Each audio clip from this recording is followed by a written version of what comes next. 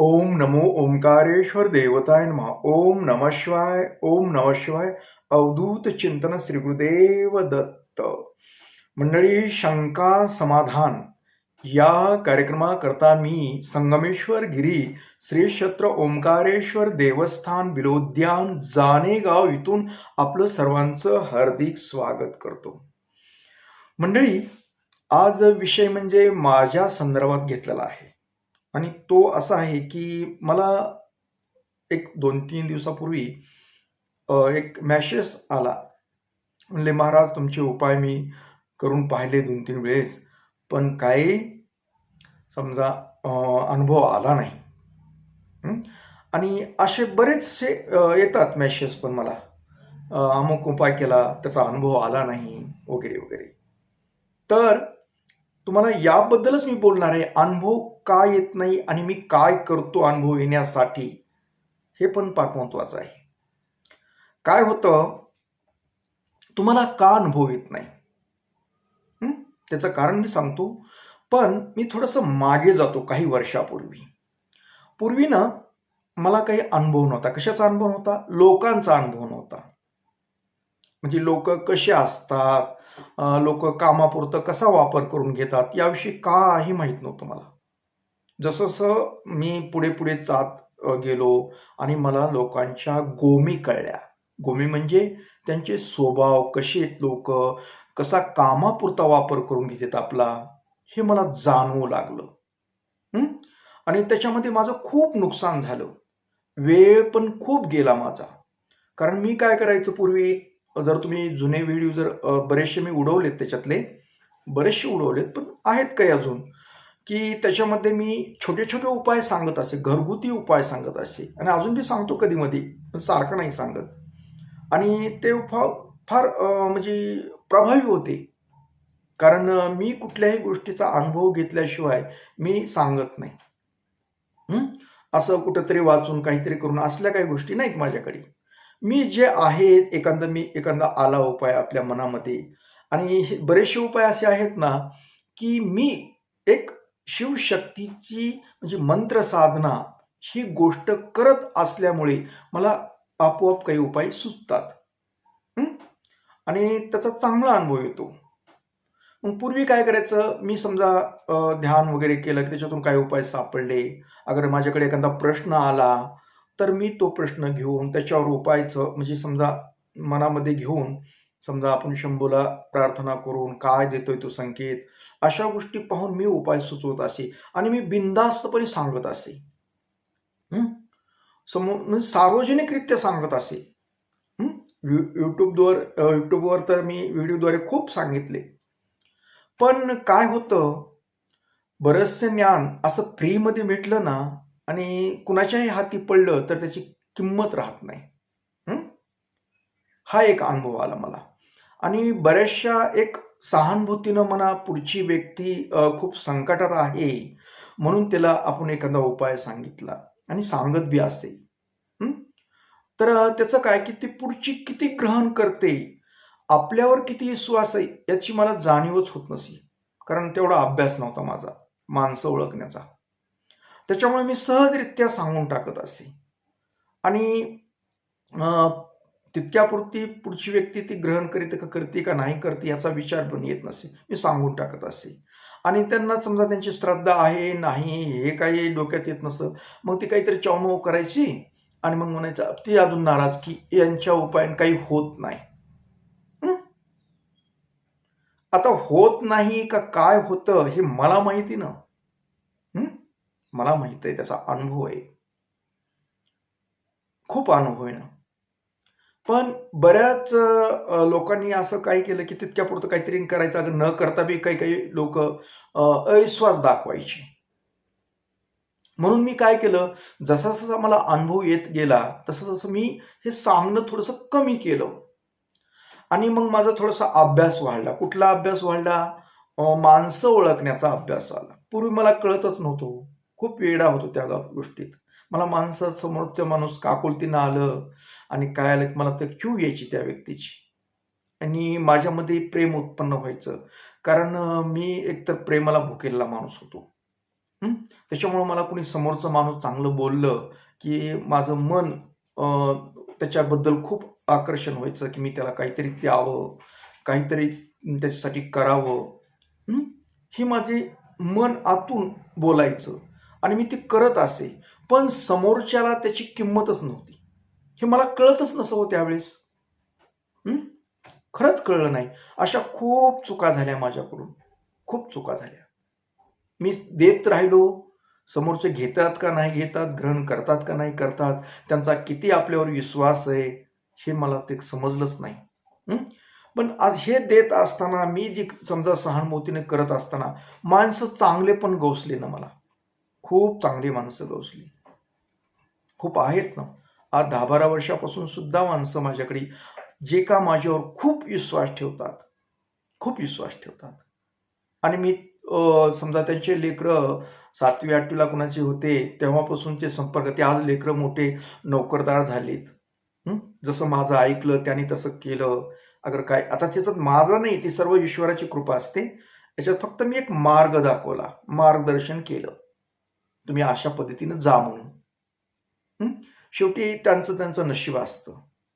मी फक्त एक मधला दुवा आहे ईश्वराचा आणि तुमच्या मधला. ते आहेत लोक. ते पूर्वीपासून अजून त्यांचे लेकरं आता नातरुंड बी काही जणांना आलेत. तरी ती लोक अजून जोडलेलीत मला. जोडलेत, खूप विश्वास ठेवतात माझ्यावर. पण मध्ये आयरे गैरे जे आलेत ना, त्यांच्यासाठी बोलतो.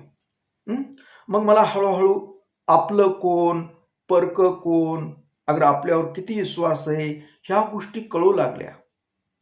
आणि मग ऑटोमॅटिकली समोरची व्यक्ती किती आपल्यावर विश्वास ठेवते, अगर तिची किती श्रद्धा आहे, आपल्याला सहानुभूतीने बोलते का तिरस्कार करते का काय करते, या गोष्टी सुद्धा मला छोट्या छोट्या गोष्टीतून कळू लागल्या. पण मी त्यांना कधीच बोलत नसे. मी बोलतच नाही. तुम्ही असं करता, तुमचा माझ्यावर विश्वास आहे का नाही, काहीच बोलत नाही मी. त्यांना असं जाणवू देतो की मला खरंच काही माहीतच नाही. तुम्ही ती समोरच्याला वाटतं की आम्ही किती ह्याला घुमवायलोत. पण मला घुमवणं ह्या गोष्टी सगळ्या कळत्यात. ह्या गोष्टी कळत असल्याने समोरच्याला काय वाटतं की आम्ही किती यांना म्हणजे यांना काही कळतच नाही. आणि हेच नुसतं त्यांना कळत नाही, याचा अर्थ होऊन ते काय समजतात की ह्यांना बऱ्याच गोष्टी पण काही कळत नसतील. म्हणजे काय असतं, पहिली गोष्टी श्रद्धा असणं गरजेचं असतं. मनातून श्रद्धा असणं गरजेचं असतं. आणि हे आता मग मला अलीकडे कळायला लागल्या गोष्टी.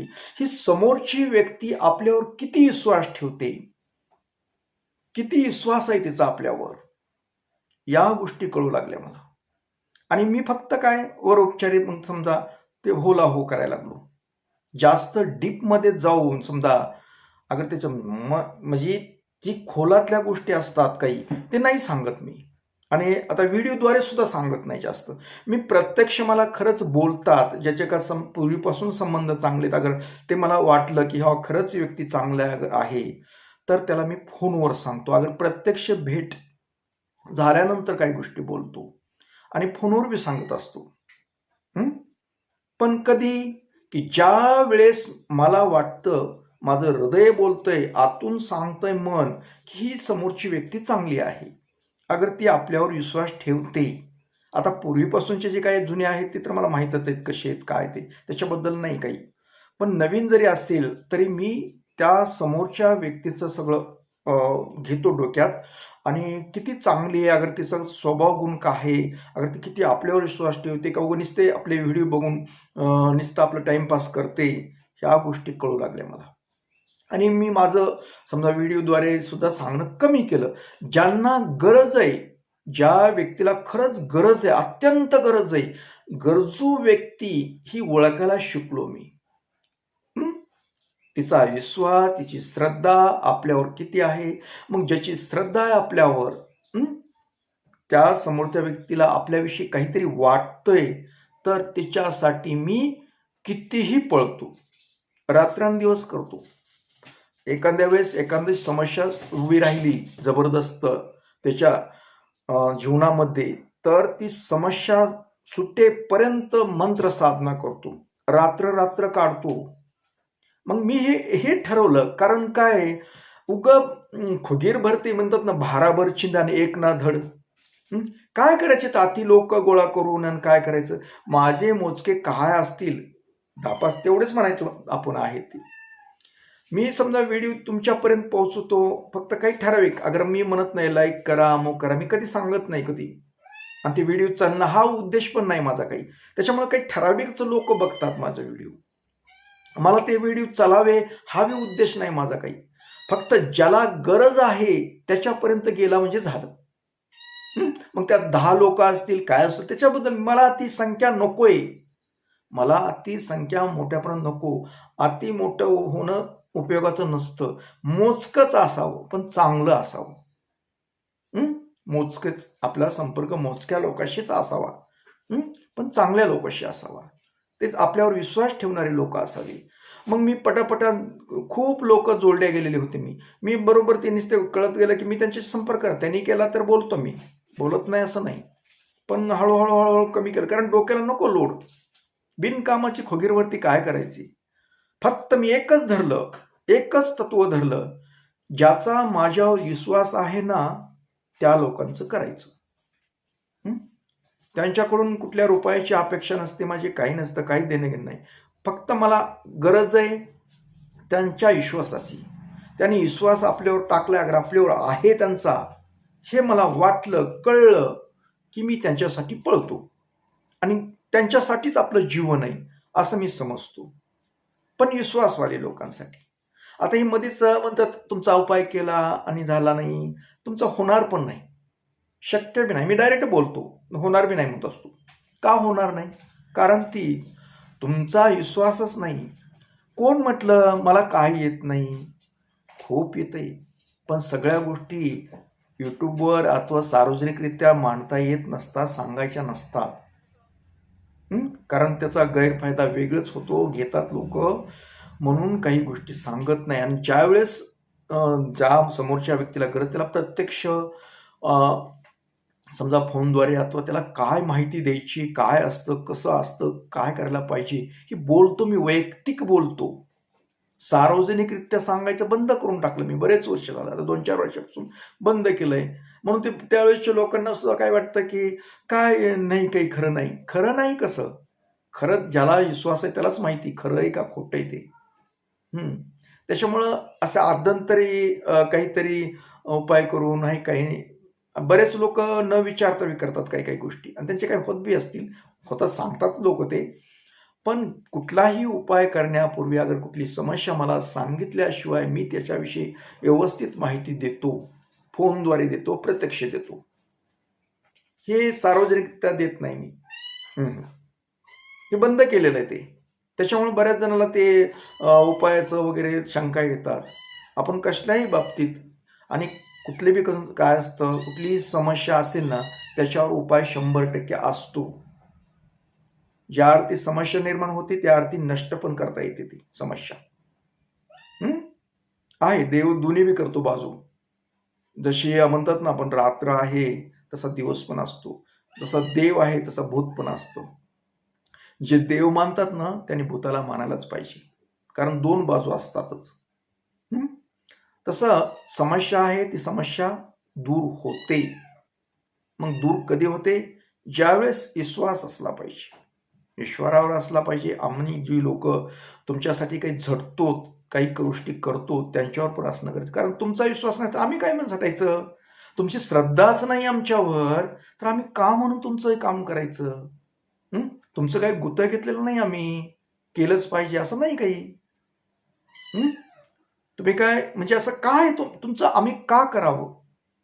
तुमचा विश्वास नसताना आम्ही तुमचं काम का करावं? असं लिहिलंय कुठं? नाही. त्याच्यामुळं तुम्हाला काही रुपये मागत नाही, काय नाही, आम्ही फ्रीमध्ये करतो. फक्त आम्हाला हवंय काय तुमच्याकडून? श्रद्धा, विश्वास. त्या गोष्टी बी मिळत नसतील, पैसा तर जळू द्या तिकडं, पण त्याही गोष्टी तुमच्याकडून मिळत नसतील ना तर आम्ही का म्हणून तुमचं काम करावं? का म्हणून आम्ही तुम्हाला डीपमधल्या गोष्टी, म्हणजे जी न सांगायच्या गोष्टी असतात त्या गोष्टी तुम्हाला का सांगायचे आणि तुमच्या समस्येसाठी का आम्ही झटायचं? याचा विचार करा आणि जी जुन्या लोकांसाठी नाही हा व्हिडिओ, म्हणजे जे माझ्या श्रद्धा ठेवून त्यांच्यासाठी नाही, हे नवीन जे लोक असतात त्यांच्यासाठी मी बोलतो. हे नवीन जे विचारतात ना, असं अर्धवट काहीतरी उपाय करतात, सोडून देतात. आणि मी आता अलीकडे बरेचसे उपाय सांगणं बंद केलेलं आहे. असंच काहीतरी आपलं संपर्क राहावा लोकांशी आपला, म्हणून मी थोडंफार व्हिडिओ टाकत असतो, कॉन्टॅक्टमध्ये राहतो, एवढंच आहे. मला मोठा ढीग लावायचा नाही, डोंगर मोठा करायचा नाही, मला फार मोठं बी व्हायचं नाही, काही गरज नसते. मोठं झालं की प्रॉब्लेम निर्माण करतात ते, कारण अतिरेक झाला की जमत नाही. त्याच्यामुळे मोजके लोक, मोजका उपाय, मोजके सगळं. फक्त एक जाता सांगतो तुम्हाला, फक्त जाता सांगतो, आपण समस्या निर्माण करतोच ना, तसं नष्ट करता येतात आपल्याला, एवढं लक्षात घ्या. फक्त तुमचा विश्वास, श्रद्धा असली तर आम्ही तुमच्यासाठी कधीही मदतीला तयार असतो. ज्यांना आजपर्यंत 4-5 वर्षामध्ये कुणाचा जर काही प्रॉब्लेम असेल, यांच्याच्यानं काही झालं नाही असं तर असेल ना, ते तुम्ही सुद्धा ऐका नीट. तुम्ही विश्वास दाखवला नाही, तुम्ही विश्वासघातकी माणसं आहात, त्याच्यामुळं आम्ही तुमचं काम करू शकलो नाही. असो. ओम नमः शिवाय नमः. जय हिंद, जय भारत. सुखी राहा आणि समाधानी.